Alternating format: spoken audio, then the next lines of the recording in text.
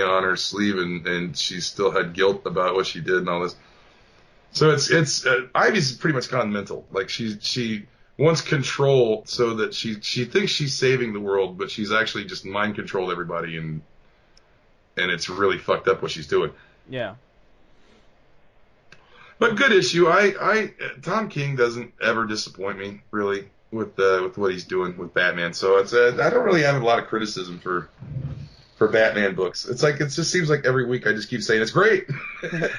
It's great. Go read it, because I can't really say anything bad about it. I can't really say anything bad about the artwork is nice.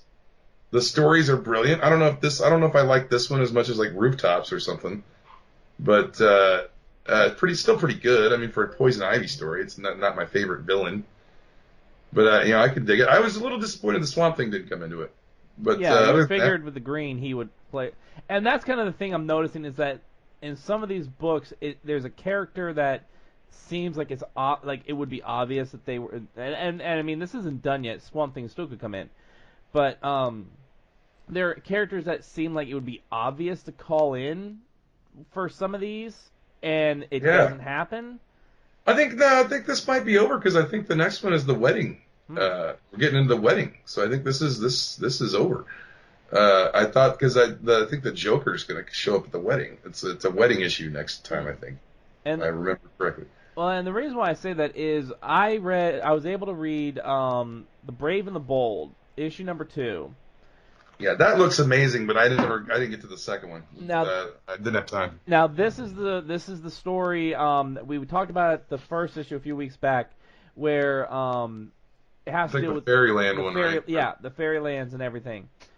So, in this one, the Fairy King is dead, and the different races are kind of arguing, and Diana's kind of trying to be like a peacekeeper in this whole ordeal. Meanwhile, Batman, Alfred's able to pull him out of this kind of dreamlike state that most of the Irish quarter of Gotham has been put into, and Batman does a lot of talk with Alfred about magic, about magic and experiencing magic, and it just kind of seems like I understand this is a Batman Wonder Woman story, but when you're dealing with this type of like magic and fairy realms and things like that, to me it just seems kind of like you would bring in like a Constantine or a Zatanna, Dr. Fate.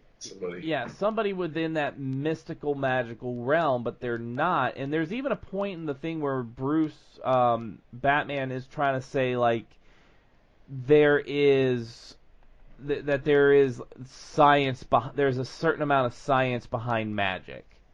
Trying to, like, basically say there is this science, in there.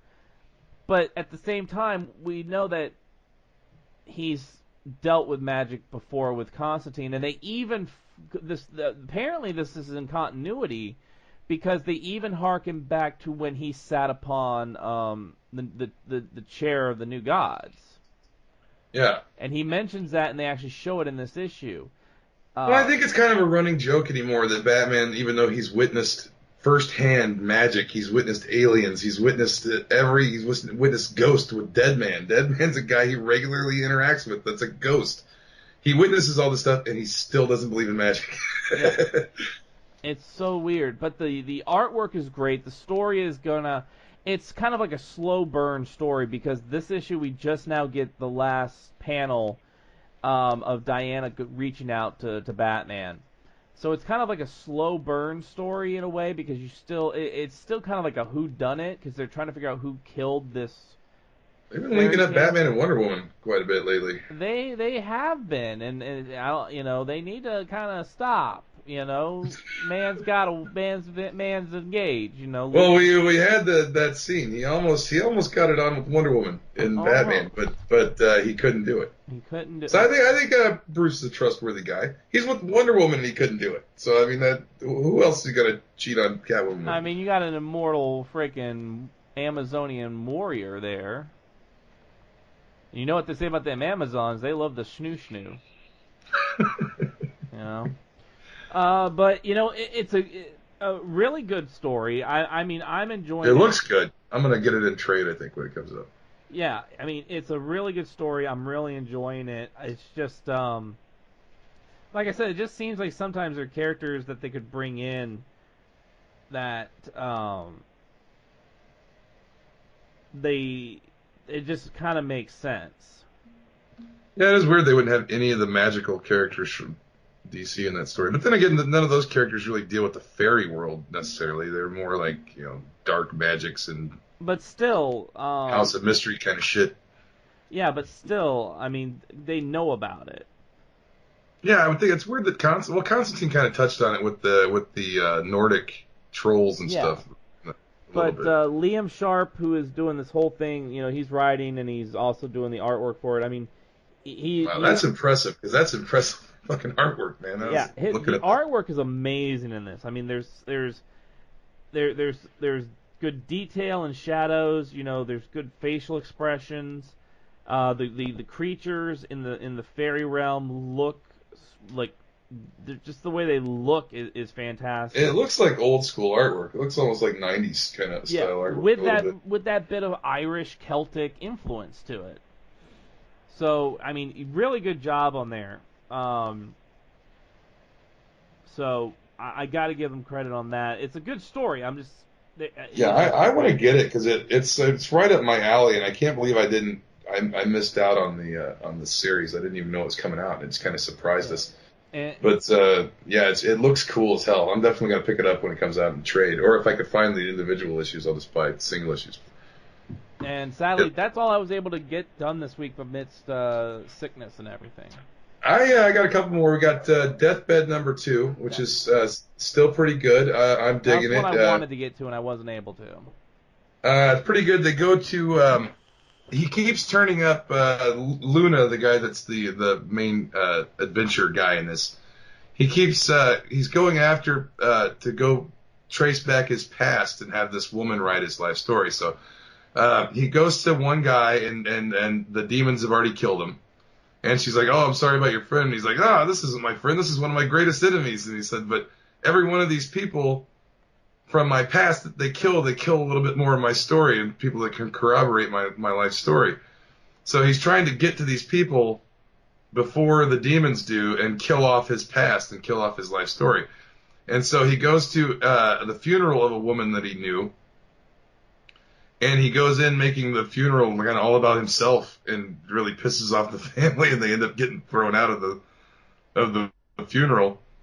But it's starting to be it's interesting. I really like the artwork. It's kind of a sketchy looking art style on it, but I like the concept of it. This old adventure guy is kind of like a Race Bannon, Brock Sampson kind of guy. That's this old timey adventurer from way back that is trying to write his life story down before he's dead, and the closer he keeps getting to these people he knew in the past, they all keep dying, and he's not getting this corroboration for his autobiography, for his biography. So yeah, it's pretty good. I mean, I don't think not much more happens than that. They go to a funeral, they get thrown out, they get in an argument about it. He apologizes and says, "Yeah, perhaps I'm too full of myself or whatever," and then we carry on from there. But I'm really digging the book. I like it. It's a unique idea. It's a cool story. I really like the artwork in the first book with the creepy old mansion like in the swamp. That was cool. But I really like this art style, and I really like the story. So it's Joshua Williamson, I think, is writing it, and it's pretty damn good. I would recommend it. I would say probably book of the week again this week from the ones I read, because the only other one I read was Superman. Superman's pretty good though. I'd say Superman's a close second. Superman this time is the continuation of the Boy Bizarro story, where Superboy's little alien friend has a dimensional gateway thing in her spaceship that's under their farmhouse, and she showed Superboy the Bizarro world through it, and the Bizarro Superboy actually saw them and like came towards them, and they made contact through this energy bubble, and it blasted them both back away from it. But so Boy Bizarro finds a way to come into the regular Earth Prime DC universe. He busts out of the Bizarro world through this dimensional thing and comes to seek out Superboy. And so he shows up just in Superboy's apartment, just breaks through the window and shows up. And so they're trying to Superboy's trying to keep everything quiet, keep everything under control, but then Clark just busts in and is like, "What the hell's going on?" Basically. So the jig is up, and they know Boizarro is there, and so now they're wondering where he came from, and we also get I think they took him back. Yeah, Superman, Superboy, and Boizarro go back through the gateway to the Bizarro world. And Superman, it's funny. The language barrier is funny because Jonathan Kent doesn't know how to speak Bizarro, and he's like just confused. And he's like, "No, you got to understand they're opposite. You have to." He's like, Superman's trying to explain to his son like how you got to talk to the Bizarros. And so they get there and to the Bizarro world, and Bizarro Lois Lane immediately wants to hit on Clark because Bizarro is just a dick, I guess, because he's the opposite of Superman, so he's just a big asshole.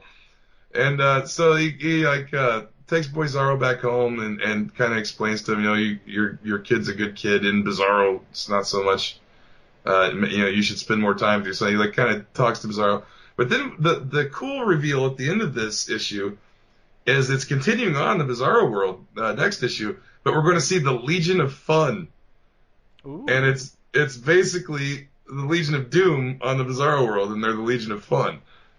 And it looks like the Super Friends Legion of Doom, and it's going to be good, I think. And it looks insane. Like the whole there's the Legion of Fun is there, and there's balloons, and there's a guy in a Bizarro Batman mask. It's like I think I've got first appearance of Bizarro Batman around here somewhere. But it's bringing the whole Bizarro world into play next issue, so looking pretty good there too. And that would conclude all of my reads this week. Sorry, DC. Yeah, it didn't get to a whole lot. We'll make it up to you, but thank you so much for joining us this week. We hope you enjoyed it. We'll be back next week with more DC comic reviews and a whole new episode.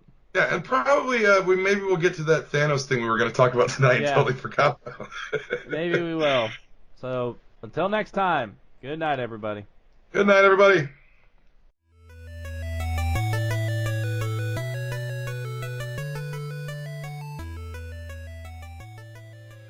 Nerd Rage Renegades.